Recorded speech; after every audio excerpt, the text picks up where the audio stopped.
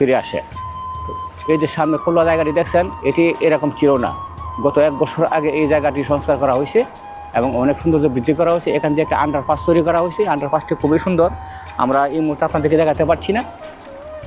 তবে প্রিয় দর্শক, এই যে আমাদের সামনে একটা গোলচক্কর দেখতে পাচ্ছেন, এটা সম্প্রতি করা হয়েছে, 1 বছর আগে করা হয়েছে। এর পূর্বে ছিল এখানে 4 রাস্তার একটি মিলনস্থল। এখানে সিগন্যাল সিস্টেম ছিল, গাড়ি এসে সিগন্যালে পড়তো, দাঁড়িয়ে থাকতো, অনেক সময় তাদের লস হইতো।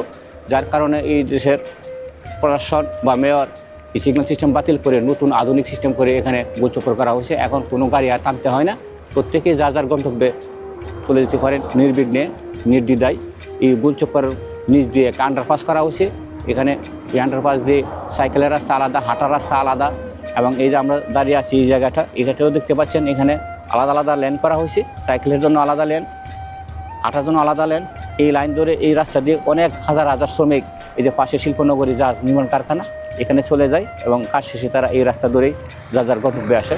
এখানে অত্যন্ত নির্বিঘ্নে নিরাপত্তার সাথে মানুষ যাতায়াত করতে পারে।